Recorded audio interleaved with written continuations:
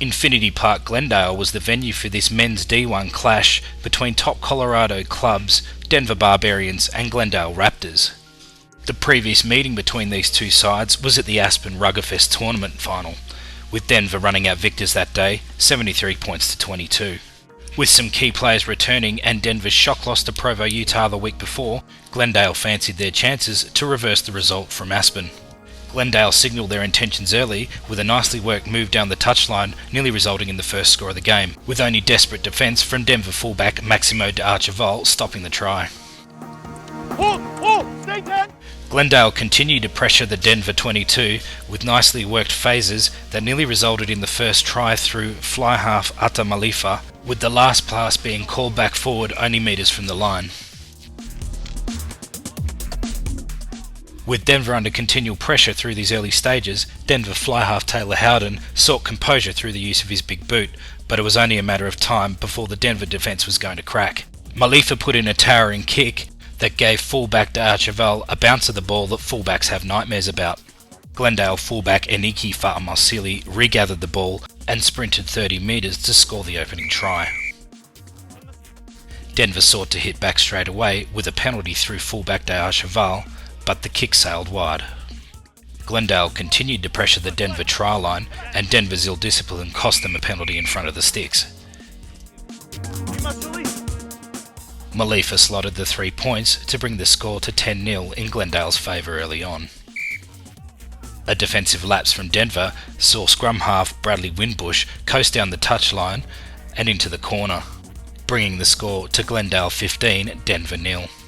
In what looked like a long night for the Denver Barbarians, Maximo d'Archival finally got them on the scoreboard through a penalty. With Denver starting to gain some valuable field position, Glendale started infringing at the ruck. The Barbarians decided against taking the 3 points, instead seeking their first try.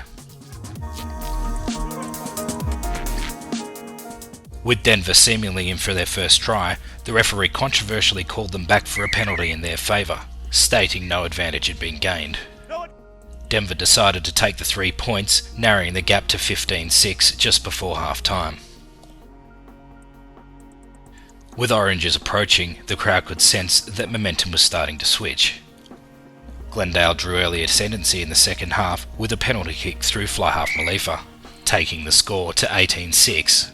Denver replacement winger Phil White exposed the Raptors' defence out wide with a surging run into the Raptors' 22. The ensuing play resulted in Denver applying multi-phase pressure down the right-hand side of the field. A simple catch and pass from the Denver fullback out to a seagulling Matt Shafroth saw him crash over for the Denver Barbarians' first try of the match. D'Archival added the extras, giving the Barbarians hope, with the scoreboard reading 18-13. Denver began to gain ascendancy in the match, however costly errors prevented the pressure being converted into points.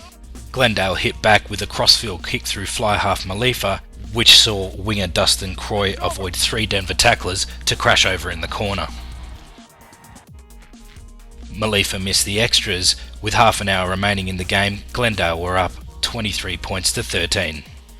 Further ill discipline at the breakdown from the Glendale forward pack gave Maximo d'Archival a chance at 3 points. The kick hit the right-hand upright and sailed through.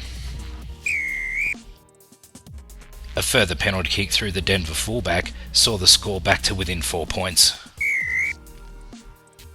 With around 20 minutes to go, Glendale looked to have scored a crucial try down the left-hand touchline. However, the assistant referee raised his flag as the Glendale winger had put his foot into touch. Shortly after, Denver were reduced to 14 men with some illegal play from front rower Josh Masek. Malifa added the 3 points, meaning Denver would have to score a converted try to equal the score. Shortly after, a well-worked backline move saw outside centre John Feely crash over under the sticks, giving Maximo d'Archival an easy conversion. The scores tied up at 26 all, with 10 minutes remaining in the game. Players began to cramp up, while d'Archival unsuccessfully sought to break the deadlock. With 2 minutes remaining on the clock, Denver sought field position to get a drop goal, however decided to run the ball wide, with a Glendale player infringing with a head-high tackle, giving the Barbarians fullback a chance for a penalty kick and the lead for the first time in the game. D'Archevelle slotted the 3 points, giving Denver the lead 29-26 with 1 minute remaining on the clock. Glendale were given a chance in the final minute of the game to equalise through a penalty, but instead chose to go for the win, coming up short as full time rolled over.